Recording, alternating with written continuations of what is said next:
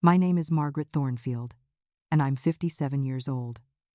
Last Tuesday morning, I received the call that shattered everything I thought I knew about my family. The administrator at Sunrise Manor was frantic when she told me that my mother-in-law, Dorothy, had vanished from her assisted living room. Security footage revealed the impossible truth. My own son Bradley had forcibly removed the 83-year-old woman from her bed. As I rushed to Dorothy's empty room, my hands trembling with disbelief, I found a hastily scrawled note tucked beneath her pillow. The words chilled me to my core. The real treasure isn't what he thinks. Before we dive deeper into this shocking family betrayal, let me know where you're watching from in the comments below. Don't forget to hit that like button if you're ready for a story that will leave you questioning everything you think you know about family loyalty. Make sure to subscribe and ring that notification bell, because this tale of greed, deception, and hidden secrets is just getting started. Trust me, you won't want to miss what Dorothy was really hiding from everyone. 2 weeks before Dorothy's disappearance, our family had gathered for what I believed was a peaceful Sunday dinner at my home in suburban Connecticut. The autumn air was crisp, and golden leaves danced outside the dining room windows as we sat around the mahogany table that had belonged to my late husband's family for 3 generations. Dorothy, despite her age, still carried herself with the dignity of the wartime nurse she had once been, her silver hair perfectly styled and her blue eyes sharp behind wire-rimmed glasses. Bradley arrived late, as usual, his expensive suit wrinkled and his face bearing the telltale signs of stress that had become increasingly familiar over the past year. At 35, my son had inherited his father's striking features, but lacked the steady character that had made his father successful. His wife Rebecca followed behind him, her designer heels clicking against the hardwood floors, her blonde hair swept into an elaborate updo that probably cost more than most people's grocery bills. Their 8-year-old twins, Connor and Chloe, rushed past their parents to embrace their great-grandmother with genuine affection. As we settled in for dinner, Dorothy began sharing stories from her past, something she had been doing more frequently lately. She spoke of her late husband William's business ventures, the properties they had acquired over the decades, and the various investments that had grown substantially over time.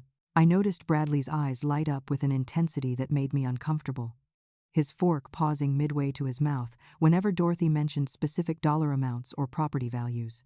"You know," Dorothy said, cutting into her roast beef with deliberate precision, "I've been thinking quite a bit about my will lately. At my age, it's important to have everything in order." Rebecca's head snapped up from her phone, where she had been scrolling through social media posts about luxury vacations and designer handbags. Bradley leaned forward, suddenly animated in a way I hadn't seen in months. "That's very wise, Grandma Dorothy," Bradley said, his voice carrying a forced cheerfulness that rang hollow in my ears. The question hung in the air like smoke, and I watched Dorothy's expression shift almost imperceptibly. Her smile remained, but her eyes grew calculating. During the weeks following that dinner, I began noticing disturbing changes in Bradley's behavior. He visited Dorothy at Sunrise Manor with unprecedented frequency, often arriving with flowers or small gifts that seemed designed to curry favor rather than express genuine affection. The facility's staff mentioned to me that Bradley had been asking detailed questions about Dorothy's daily routine, her medical appointments, and even her legal arrangements. When I confronted him about his sudden devotion to his grandmother, he claimed he was simply trying to make up for lost time. The truth about Bradley's financial situation emerged gradually, like a slow leak that eventually becomes a flood. Rebecca's expensive tastes had pushed their household budget far beyond Bradley's earning capacity as a mid-level insurance adjuster. His attempts to launch a consulting business had failed spectacularly, leaving him with substantial debt and damaged credit. The couple's marriage had deteriorated into a series of bitter arguments about money, with Rebecca threatening to file for divorce and seek full custody of the twins unless Bradley could provide the lifestyle she demanded. I discovered the extent of Bradley's desperation when Dorothy called me one evening, her voice shaking with a mixture of anger and hurt. She had noticed that several small but valuable items had gone missing from her room: a silver picture frame, an antique jewelry box, and a gold fountain pen that had belonged to her late husband. The thefts were subtle, probably unnoticeable to the nursing staff, but Dorothy's sharp mind had catalogued every missing piece. When she confronted Bradley directly, he had denied any knowledge of the missing items, but his defensive reaction and sudden departure from her room had confirmed her suspicions. 3 days before the kidnapping, Dorothy asked me to visit her privately. She seemed unusually agitated, her hands trembling slightly as she poured tea from the delicate china set she kept in her room for special occasions. "Margaret," she said, her voice barely above a whisper, "I need to tell you something important about my will. Bradley thinks he knows what he'll inherit, but he couldn't be more wrong." Before she could elaborate, we heard footsteps in the hallway, and Dorothy quickly changed the subject to safer topics like the weather and her physical therapy progress. I should have pressed her for more details. I should have insisted she tell me everything right then and there. Instead, I assumed I would have more time to understand what she meant. Looking back, I realized that Dorothy was trying to warn me about what was coming, but neither of us could have imagined just how far Bradley was willing to go to claim what he believed was rightfully his. The nursing staff later told me that Bradley had visited Dorothy the morning after our conversation, staying for nearly 2 hours behind her closed door. Whatever they discussed during that visit, it had left Dorothy visibly shaken and Bradley more determined than ever. Unknown to any of us, he had overheard enough of our conversation to convince himself that Dorothy was planning to change her will to exclude him entirely. In his twisted logic, this justified the extreme actions he was about to take. Tuesday morning dawned gray and overcast, with heavy clouds promising the kind of cold rain that makes November in Connecticut feel particularly dreary. At Sunrise Manor, the morning routine proceeded as usual, until approximately 10:30, when a well-dressed man claiming to be Dorothy's nephew arrived with what appeared to be legitimate medical transport documentation. The papers, which we later learned were expertly forged, indicated that Dorothy required immediate transport to Hartford Hospital for emergency cardiac testing. Bradley had spent weeks preparing for this moment, studying the facility's procedures and identifying the most vulnerable points in their security protocols. He arrived wearing a professional suit and carrying an official-looking briefcase, projecting an air of medical authority that convinced the front desk staff to bypass their usual verification procedures. The forged documents bore the letterhead of Dorothy's actual cardiologist, complete with authentic-looking signatures and medical codes that would have fooled anyone without extensive medical training. When Bradley entered Dorothy's room, she was sitting in her favorite armchair, reading the morning newspaper with her usual thoroughness. She looked up with surprise when he entered, but her expression quickly shifted to suspicion when she noticed the serious tone in his voice and the way his eyes avoided direct contact with hers. "Grandma Dorothy," he said, his voice carefully modulated to sound concerned rather than threatening, "I'm afraid there's been some confusion with your medical records. The hospital needs to run some additional tests on your heart condition." Dorothy, despite her age, possessed a sharp intellect that immediately recognized the deception. The supposed medical emergency didn't align with her recent clean bill of health, and Bradley's nervous energy was completely at odds with his claimed role as a helpful family member facilitating necessary medical care. However, she also understood that arguing or resisting at this point could escalate the situation dangerously, so she chose to play along while looking for opportunities to protect herself or summon help. As Bradley helped her gather a few personal items, Dorothy managed to discreetly activate the medical alert pendant she wore around her neck. The device was designed to contact emergency services if she ever found herself in distress, but she hoped the GPS tracking feature might also help authorities locate her if Bradley's plans proved to be as sinister as she suspected. She slipped the pendant inside her cardigan pocket, keeping it active but hidden from Bradley's view. The journey to Bradley's van was accomplished with disturbing efficiency. He had parked in a loading zone typically used by medical transport vehicles, and his confident demeanor convinced any observing staff members that this was a routine medical transfer. Dorothy noticed that the van's windows were tinted darker than normal, and there were no medical insignias or company markings that would typically identify a legitimate transport service. As Bradley helped her into the passenger seat, she felt a chill that had nothing to do with the November weather. Once they were on the road, Bradley's facade began to crumble.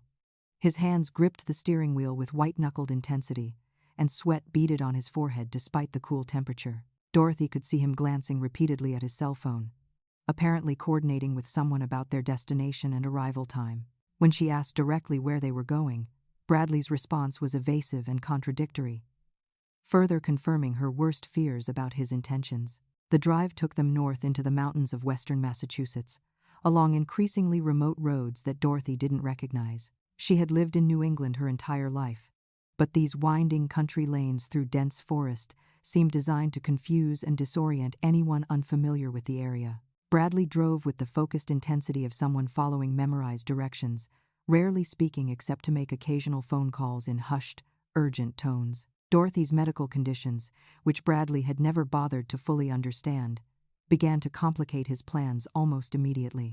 Her arthritis medication needed to be taken with food at specific intervals, and her blood pressure required careful monitoring, especially during stressful situations. She began experiencing genuine symptoms of distress, including chest tightness and difficulty breathing, which forced Bradley to make an unplanned stop at a rural gas station to allow her to rest and take her medication. During this stop, Dorothy attempted to signal for help by making eye contact with the store clerk and trying to convey through her expression that something was wrong.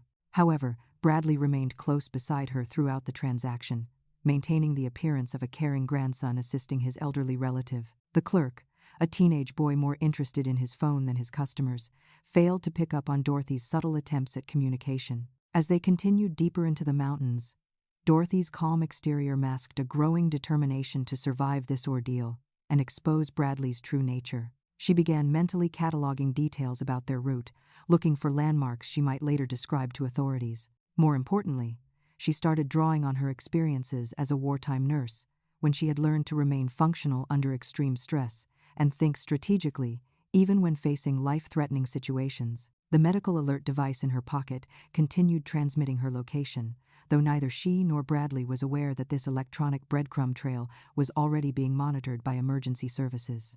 Her activation of the device had triggered protocols at the monitoring center, and when attempts to contact her directly went unanswered, concerned operators had begun tracking her movement and preparing to involve local authorities. Bradley's destination proved to be an isolated cabin nestled deep in the Berkshire Mountains, accessible only by a narrow dirt road that wound through thick stands of pine and maple trees. The structure was rustic but well-maintained, suggesting it had been chosen specifically for its remoteness rather than its comfort. As they pulled into the gravel driveway, Dorothy realized that her ordeal was just beginning, and whatever Bradley had planned for her would unfold far from any possibility of immediate rescue or intervention. The phone call from Sunrise Manor reached me at 2:15 in the afternoon while I was reviewing patient charts at the community health clinic where I had worked as a nurse practitioner for the past 12 years.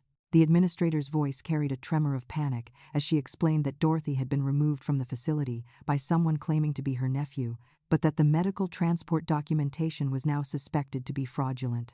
My first instinct was disbelief, followed immediately by a sinking realization that Bradley's recent behavior suddenly made terrible sense. I abandoned my afternoon appointments and drove to Sunrise Manor, with my heart pounding and my mind racing through possible explanations that didn't involve my son committing a serious crime. The facility's director, Mrs. Henderson, met me at the front entrance with a grim expression and a manila folder containing copies of the forged documentation. The papers were sophisticated forgeries, complete with medical letterhead and what appeared to be authentic physician signatures, but several subtle inconsistencies had raised red flags when the staff attempted to verify the transport with the hospital.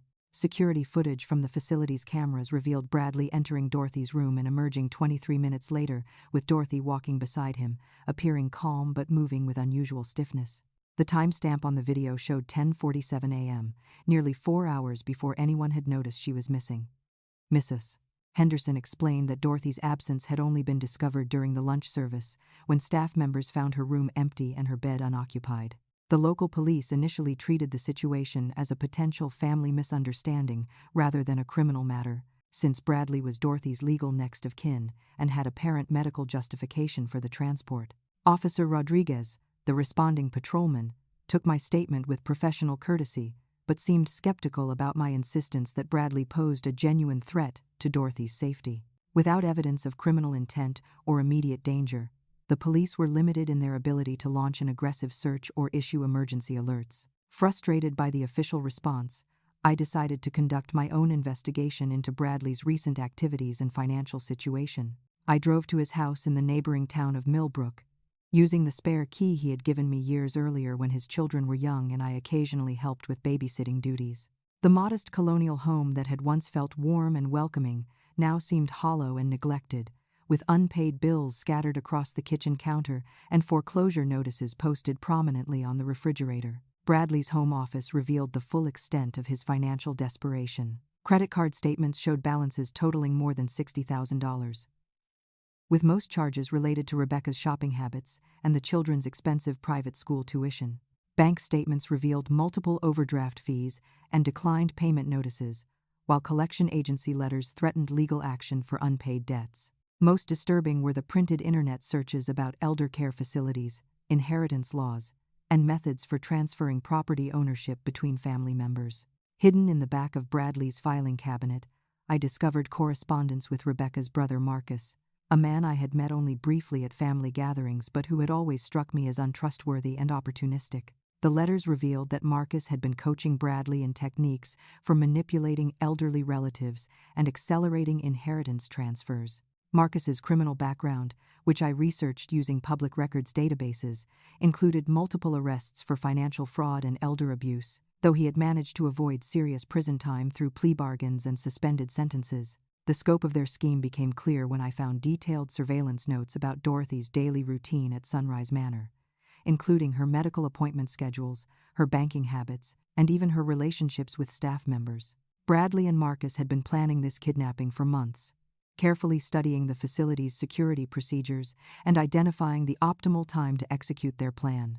They had also researched Dorothy's financial holdings, though their intelligence was incomplete and based largely on speculation rather than verified facts. My breakthrough came when I contacted Dorothy's longtime banker, Elizabeth Santos, who had managed the elderly woman's accounts for more than 15 years. After verifying my identity and relationship to Dorothy, Mrs. Santos revealed information that completely contradicted Bradley's assumptions about his grandmother's wealth. Dorothy had indeed inherited substantial assets from her late husband, but over the past decade, she had systematically donated the majority of her fortune to various charitable organizations, particularly those supporting veterans' medical care and elder abuse prevention programs. The revelation that Dorothy's inheritance was largely non-existent should have been reassuring, but it actually increased my fear for her safety. If Bradley discovered that his elaborate kidnapping scheme was based on false premises, his desperation might drive him to even more extreme actions. Mrs. Santos also mentioned that Dorothy had recently requested information about changing her will, though she had not yet followed through with any modifications. This matched what Dorothy had tried to tell me during our last conversation. More disturbing discoveries emerged when I accessed security footage from small cameras I had discreetly installed in Dorothy's room several months earlier. I had placed these devices to monitor her care and ensure she was being treated properly by the nursing staff. But they had also captured Bradley's recent visits in detail. The footage showed him systematically searching through Dorothy's personal belongings, photographing important documents, and clearly stealing several valuable items that Dorothy had mentioned were missing. As evening approached and Dorothy remained missing, I realized that the police investigation was moving too slowly to prevent whatever Bradley had planned. The medical alert monitoring service had confirmed that Dorothy's device was transmitting a location signal from somewhere in western Massachusetts.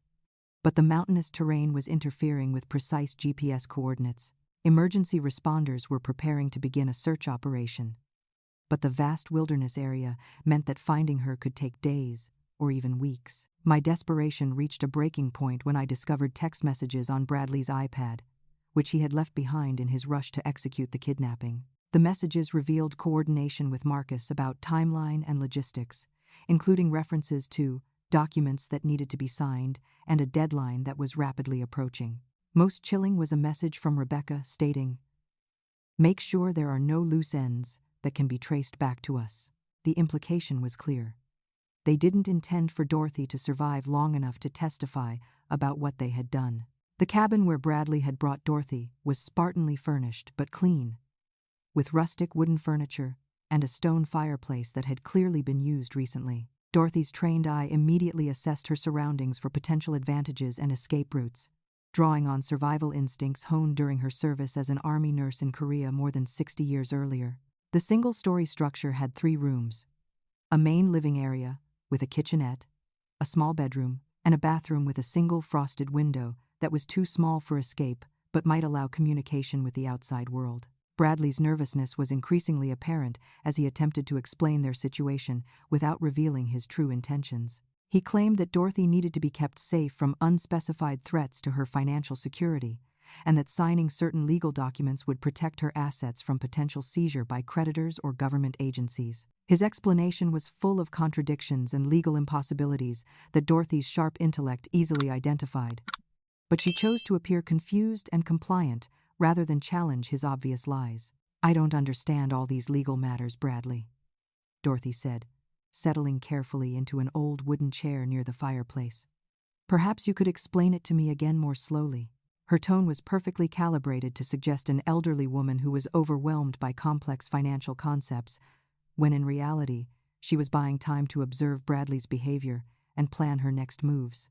She had learned during her military service that appearing vulnerable often caused adversaries to underestimate her capabilities and reveal more information than they intended. Dorothy's apparent frailty masked a formidable intelligence that had served her well throughout 8 decades of life.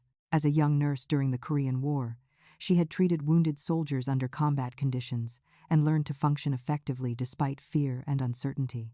Later, as a civilian nurse manager, she had dealt with aggressive patients, manipulative colleagues, and life-or-death medical emergencies that required split-second decision-making. Bradley's amateur attempt at intimidation seemed almost quaint compared to the genuine dangers she had faced and overcome. When Bradley left her alone briefly to make phone calls outside, Dorothy quickly explored her prison in more detail. She discovered that the cabin's previous occupants had left behind various supplies, including a heavy cast-iron poker beside the fireplace and a sharp paring knife in one of the kitchen drawers. More importantly, she found evidence that the cabin had been used recently by multiple people, including women's clothing items that suggested Rebecca and possibly Marcus had been here before her arrival. Dorothy's medical knowledge became both a liability and an asset in her current situation. Her genuine heart condition meant that extreme stress could trigger dangerous cardiac episodes, but her understanding of her own physiology allowed her to recognize early warning signs and take appropriate action. She also realized that she could use her medical symptoms strategically, feigning more severe distress than she actually experienced, to manipulate Bradley's behavior and create opportunities for escape or rescue. During one of Bradley's interrogation sessions about her banking passwords and legal documents, Dorothy experienced chest pains that were only partially fabricated. The combination of genuine stress and deliberate symptom amplification created a convincing medical emergency that forced Bradley to focus on keeping her alive rather than continuing his aggressive questioning.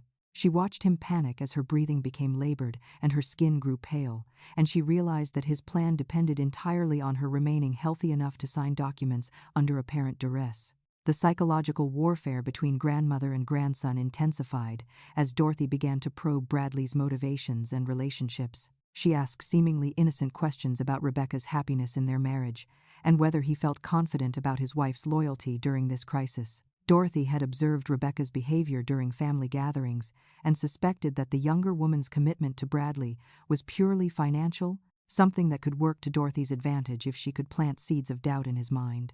"Rebecca seems like such a devoted wife," Dorothy said during one of their conversations, her tone carefully neutral. "I'm sure she's managing beautifully while you're away taking care of this important business." Bradley's reaction was immediate and telling. His jaw clenched and his eyes darkened with barely suppressed anger. Dorothy filed this information away for future use, recognizing that Bradley's relationship with his wife was a potential pressure point that might disrupt his carefully laid plans. As the hours passed, Dorothy gathered intelligence about the scope of Bradley's scheme. Through careful listening during his phone conversations and strategic questioning during their interactions, she learned that Marcus and Rebecca were actively involved in the plot and that legal documents had been prepared in advance to facilitate the theft of her assets. More ominously, she gathered that Bradley's original plan had included provisions for her permanent silence, though he seemed increasingly uncertain about following through with violence. Dorothy's decades of experience reading people and situations told her that Bradley was fundamentally weak rather than genuinely evil, someone who had allowed desperation and manipulation by others to drive him toward actions that his natural personality wouldn't normally contemplate.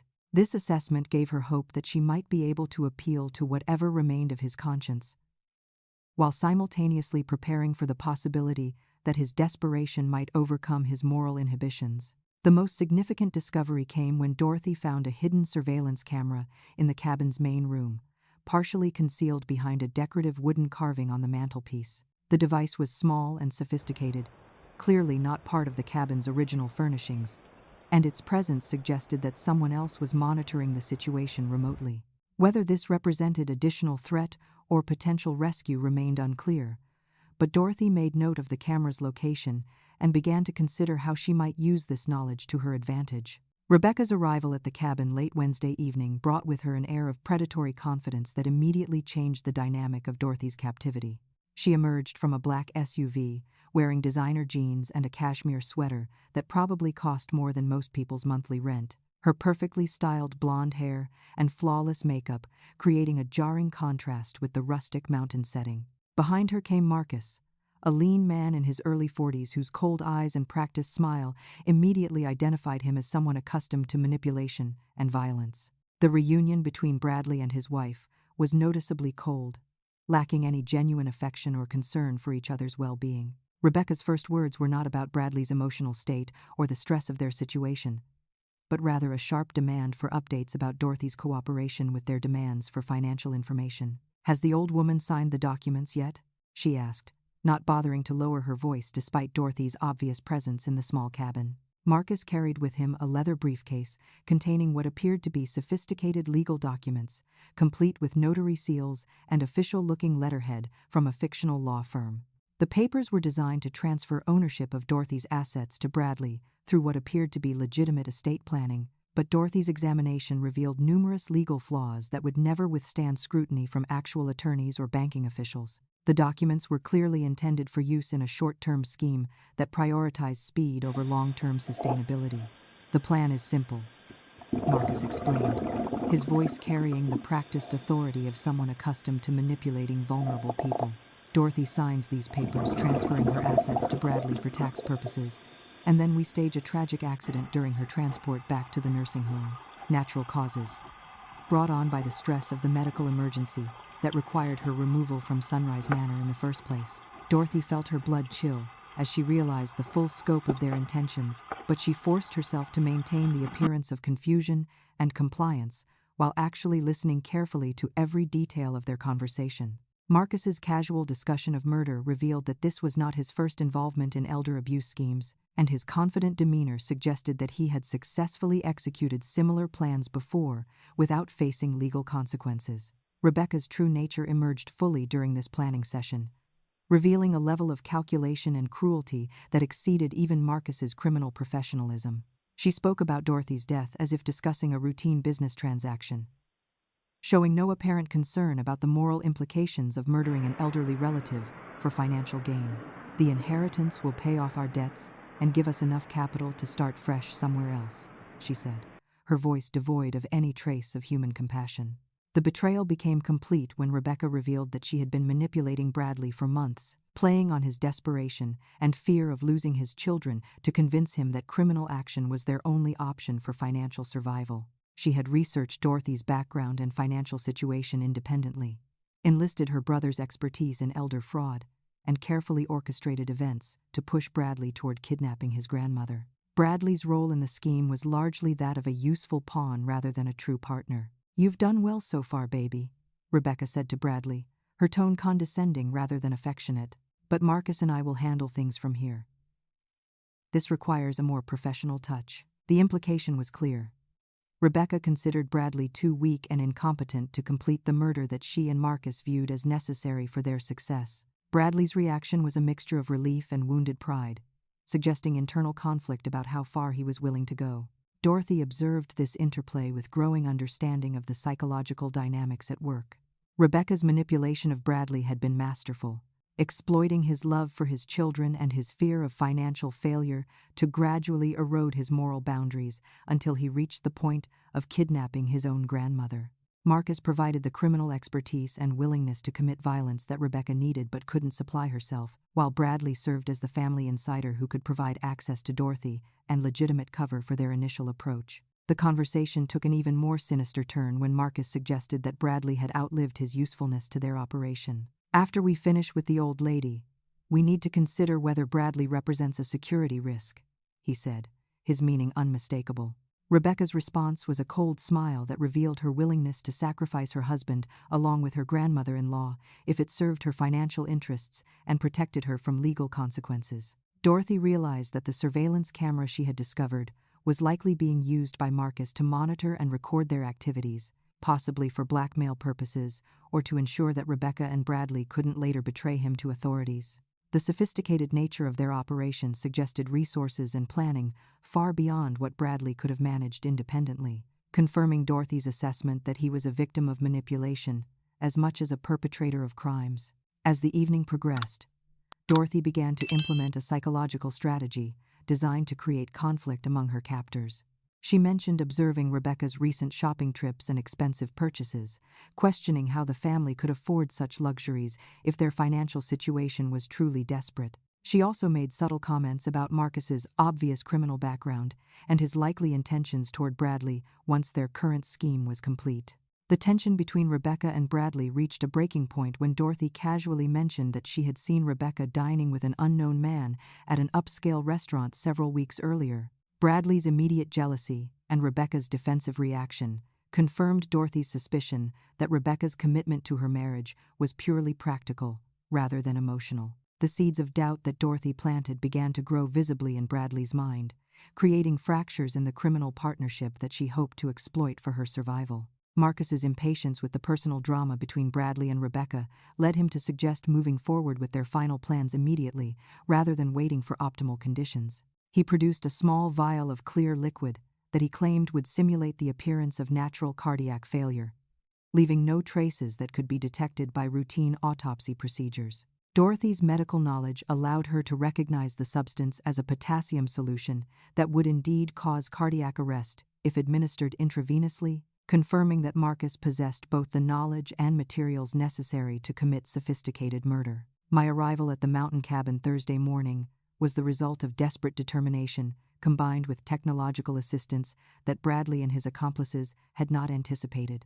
The medical alert monitoring service had finally managed to triangulate Dorothy's location with sufficient precision to guide emergency responders to the general area, and my insistence on participating in the search had convinced reluctant authorities to allow me to accompany the rescue team as they approached the remote structure. The cabin sat in a small clearing surrounded by dense forest, accessible only by a narrow dirt road that showed recent tire tracks from multiple vehicles. Smoke was rising from the chimney, indicating current occupancy, but the windows were covered with heavy curtains that prevented observation of the interior activities. State police officers had established a perimeter around the building, but their protocol required careful reconnaissance before attempting any direct intervention that might endanger Dorothy's life. Through sophisticated listening devices, we could hear multiple voices inside the cabin, confirming that Dorothy was not alone with Bradley but was instead being held by several individuals. The conversation fragments we intercepted revealed urgent discussion about timing and logistics, suggesting that whatever they had planned for Dorothy was intended to happen very soon. Detective Morrison, who had assumed command of the rescue operation, made the decision to intervene immediately rather than risk allowing the situation to escalate further. My presence at the scene was primarily intended to help identify voices and provide information about family dynamics that might assist negotiators in peaceful resolution. But as we approached the cabin, I could hear Bradley's voice raised in anger and frustration. He was arguing with someone about changing plans and expressed reluctance to proceed with actions that had apparently been decided by his accomplices. This gave me hope that whatever remained of my son's conscience might still be reached through direct communication. The confrontation began when Detective Morrison announced police presence and demanded that all occupants exit the building with their hands visible. The response from inside was immediate chaos, with multiple voices shouting contradictory instructions and the sound of furniture being moved hastily. Through the windows, we could see shadows moving rapidly, suggesting that Bradley, Rebecca, and Marcus were attempting to destroy evidence or prepare for some kind of standoff with authorities. Bradley's voice emerged from the cabin, shaky and desperate, claiming that this was a family matter and that Dorothy was with him voluntarily for legitimate medical reasons. His explanation was clearly scripted and unconvincing, but the tremor in his voice suggested that he was operating under extreme stress and might be susceptible to reason rather than force. Detective Morrison decided to allow me to attempt direct communication with my son, hoping that maternal authority might succeed where police commands had failed. "Bradley, this is your mother." I called toward the cabin, my voice carrying across the clearing with more authority than I felt. "Whatever you think you're accomplishing here, you need to stop and think about your children. Connor and Chloe need their father to make the right choice. The mention of his children seemed to have an immediate impact, as the chaotic sounds from inside the cabin suddenly quieted, and Bradley's response carried genuine anguish rather than scripted defiance. The tactical situation became more complex when we realized that Marcus was apparently holding Dorothy at gunpoint while directing Rebecca and Bradley to continue with their document signing demands. Through enhanced listening equipment, we could hear Dorothy's voice, surprisingly steady and calm, as she engaged Marcus in what appeared to be casual conversation about his background and motivations. Her psychological strategy of treating him as a person rather than a threat seemed to be keeping the situation from escalating toward immediate violence. My confrontation with the full scope of Bradley's betrayal came when Rebecca's voice carried clearly through the cabin walls, revealing details about the insurance policies and inheritance scams that had been targeting elderly relatives for months. She spoke with casual cruelty about previous victims, making it clear that Dorothy was not their first target, but rather the latest in a series of elder abuse schemes that had been generating substantial income for their criminal partnership. The most shocking revelation emerged when Dorothy herself began speaking loudly enough for us to hear outside, apparently addressing her captors but actually providing information for the rescue team. She revealed that Bradley's father, my late husband, had not died of natural causes as we had all believed, but had been systematically poisoned over several months to accelerate his death and provide early access to his life insurance benefits. Bradley's involvement in his own father's murder added a dimension of horror to the situation that made me question everything I thought I knew about my son's character.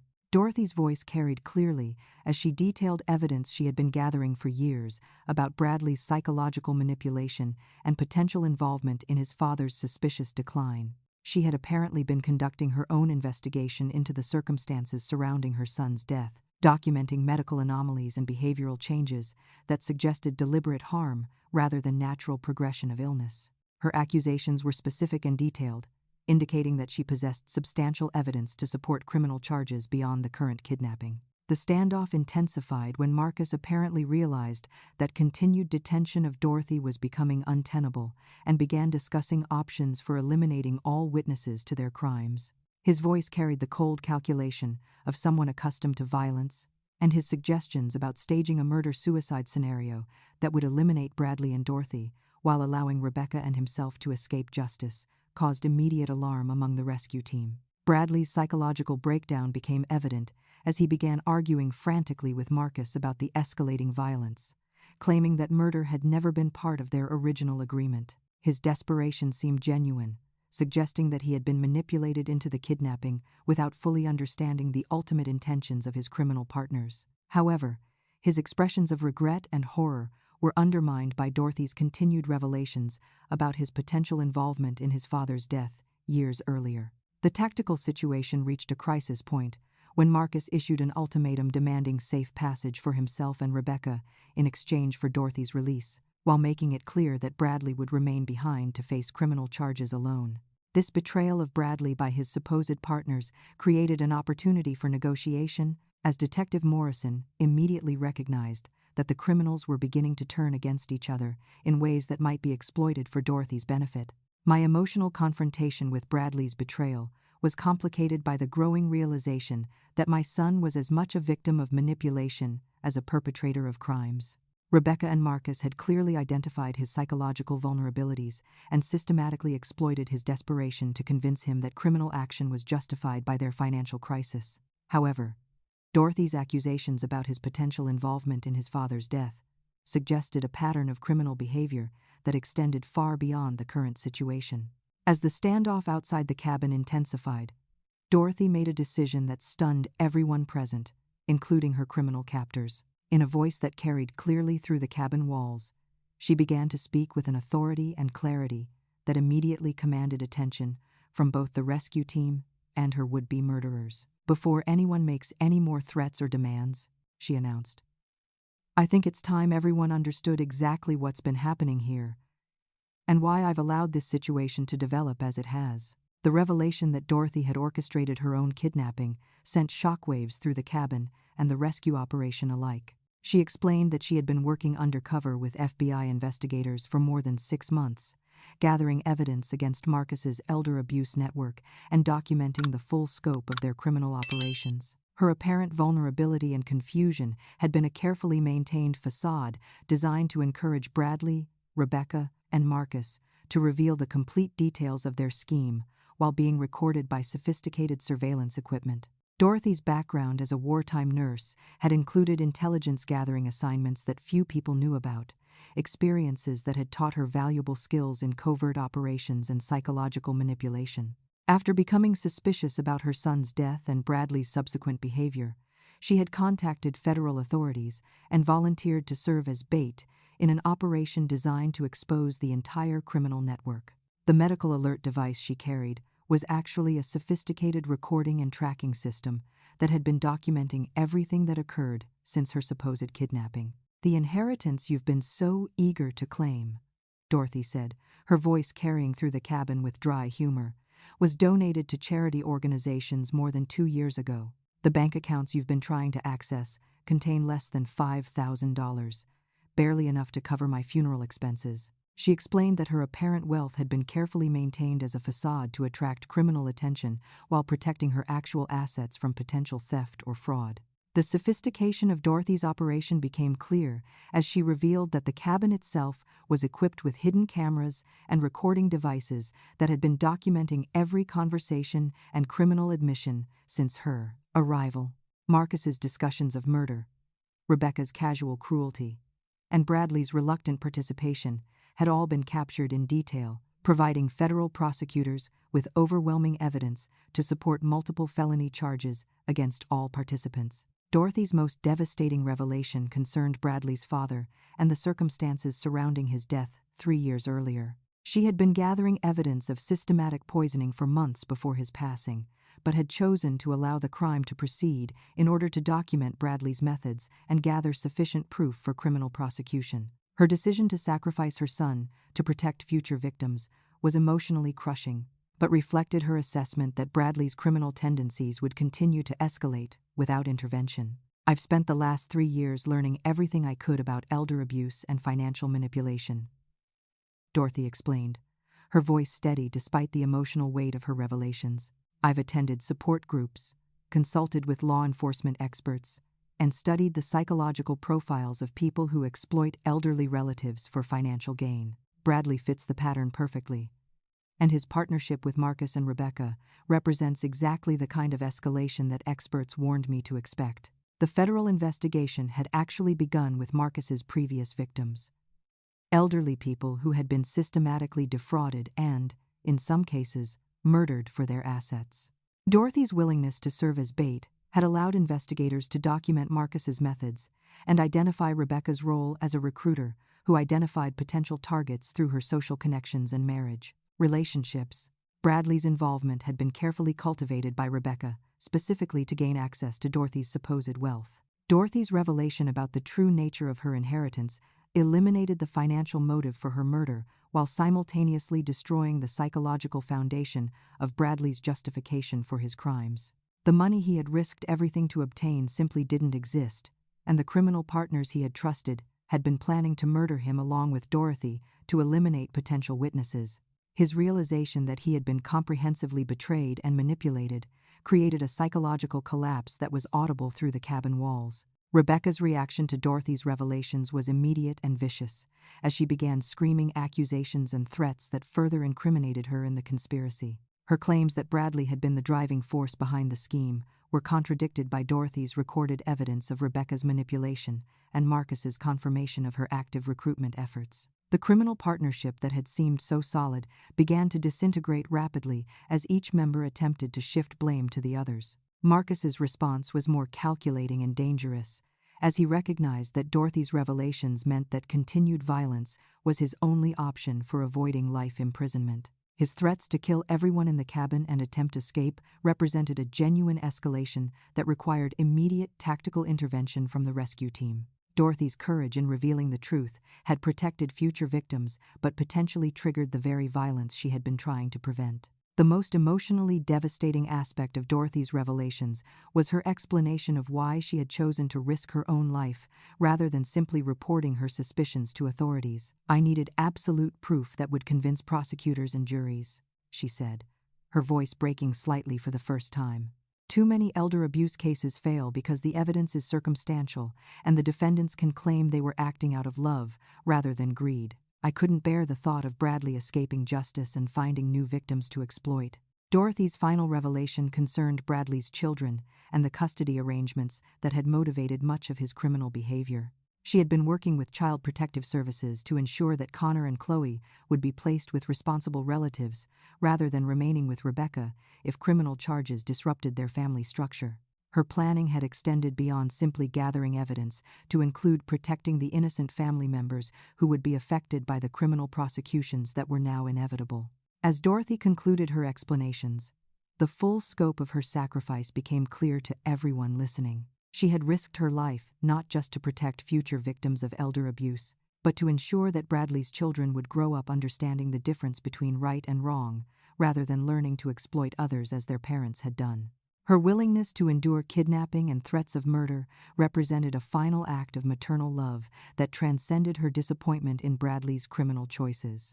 The tactical resolution of the cabin standoff began when Marcus, realizing that his criminal operation had been completely compromised by Dorothy's undercover investigation, made a desperate attempt to salvage something from the situation by taking hostages and demanding safe passage for himself and Rebecca. His threats against Dorothy's life triggered immediate intervention from the SWAT team that had been positioned around the cabin, leading to a brief but intense confrontation that ended with Marcus being wounded and subdued without any harm to the hostages. Rebecca's arrest was almost anticlimactic compared to the dramatic confrontation with Marcus, as she attempted to flee through the cabin's back door, only to encounter FBI agents who had been monitoring her movements since the investigation began. Her immediate attempts to blame everything on Bradley and Marcus were contradicted by the extensive recorded evidence that Dorothy's operation had gathered, including clear documentation of Rebecca's role in recruiting Bradley and planning the financial aspects of their criminal scheme. Bradley's surrender was marked by complete psychological collapse as he finally understood the full scope of the betrayals that had destroyed his life. His realization that Rebecca had never loved him but had simply viewed him as a useful tool for accessing Dorothy's supposed wealth was compounded by the evidence of Marcus's plan to murder him along with Dorothy once their scheme was complete. The man who had once been my son seemed to age decades in the span of minutes as the weight of his choices became undeniably clear. The FBI agents who took control of the scene were part of a multi-state task force that had been investigating elder abuse networks for more than 2 years, and Dorothy's evidence represented the breakthrough they needed to dismantle Marcus's entire criminal organization. Agent Patricia Williams, who had been Dorothy's primary contact throughout the undercover operation, praised the elderly woman's courage while acknowledging the extreme risks she had taken to gather the necessary evidence for prosecution. Dorothy's physical condition following her ordeal was surprisingly stable, though medical examination revealed that the stress of maintaining her undercover role while facing genuine threats of violence had taken a significant toll on her cardiovascular system. Her deliberate use of medical symptoms as part of her psychological strategy had been partially based on genuine distress, and doctors recommended immediate cardiac monitoring to ensure that her heroic efforts hadn't caused permanent damage to her health. The reading of Dorothy's actual will provided a final revelation that completed the destruction of Bradley's criminal motivations, as the document confirmed that her charitable donations had left virtually nothing for inheritance beyond a modest trust fund designated for her great-grandchildren's education. The will also contained detailed letters explaining her knowledge of Bradley's criminal tendencies and her decision to protect future victims rather than enable his continued exploitation of vulnerable people. Bradley's criminal charges included kidnapping, elder abuse, conspiracy to commit murder, and potential prosecution for his father's death pending further investigation by the district attorney's office. The evidence gathered during Dorothy's operation was sufficient to support life imprisonment without parole. His children would grow up knowing that their father's imprisonment was the result of choices he made rather than circumstances beyond his control. Rebecca faced similar charges related to conspiracy and elder abuse, but her role as recruiter and manipulator actually made her prosecution more complex than Bradley's case. The discovery that she had been targeting other elderly relatives through social connections suggested a pattern of criminal behavior that extended far beyond her relationship with Bradley, potentially involving victims that investigators had not yet identified. Her children's custody was immediately transferred to her parents, while Child Protective Services conducted thorough investigations into their well-being. Marcus's criminal network was systematically dismantled as Dorothy's evidence revealed connections to elder abuse cases across multiple states, involving victims whose deaths had previously been attributed to natural causes. Federal prosecutors estimated that the network had stolen more than $3 million from elderly victims over the past 5 years, with at least 7 suspicious deaths that warranted further investigation as potential homicides. Marcus's cooperation with investigators, motivated by hopes of avoiding the death penalty, led to the identification and arrest of additional conspirators. The community reaction to the arrests was a mixture of shock and admiration for Dorothy's courage, though many neighbors and family friends struggled to understand how they had failed to recognize the warning signs of Bradley's criminal behavior. The case became a teaching example for elder abuse prevention programs, demonstrating both the sophistication of modern financial predators and the importance of maintaining vigilance even within apparently loving family relationships. Dorothy's testimony before the grand jury was sealed due to security concerns, but legal observers noted that her evidence was so comprehensive and compelling that all defendants were likely to face maximum sentences without the possibility of plea bargains. Her willingness to risk her life to gather irrefutable proof had ensured that justice would be served while preventing future victims from suffering similar exploitation and violence. The investigation into Bradley's father's death was reopened based on Dorothy's evidence, with forensic experts conducting new analysis of preserved tissue samples and medical records from his final months of life. Preliminary findings supported Dorothy's suspicions about systematic poisoning, though the passage of time made definitive proof more challenging than it would have been with immediate investigation. Regardless of the outcome of that case, Bradley's current charges were sufficient to ensure life imprisonment.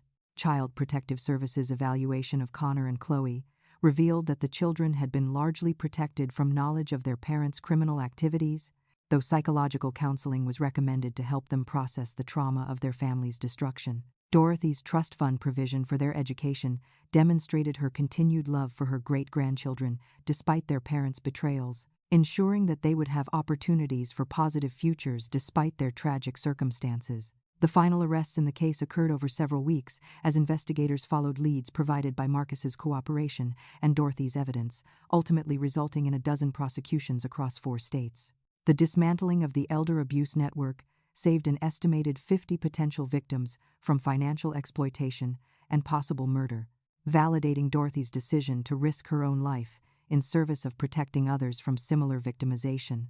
6 months after the arrests and trials that dismantled Marcus's elder abuse network, I found myself sitting in Dorothy's new apartment at a different assisted living facility, one chosen for its enhanced security features and proximity to the FBI field office, where she continued to consult on elder abuse cases. The woman who had endured kidnapping and death threats with remarkable courage was now channeling her experiences into advocacy work that was helping to protect countless other elderly people from similar victimization. Dorothy's recovery from her ordeal had been complicated by the emotional trauma of betraying her own grandson, despite the necessity of her actions for preventing future crimes. Therapy sessions with a specialist in victim advocacy had helped her process the guilt and grief associated with Bradley's life imprisonment, while maintaining her conviction that justice had been properly served. Her apartment was filled with letters from other elder abuse survivors who credited her courage with inspiring them to report their own experiences of exploitation and manipulation.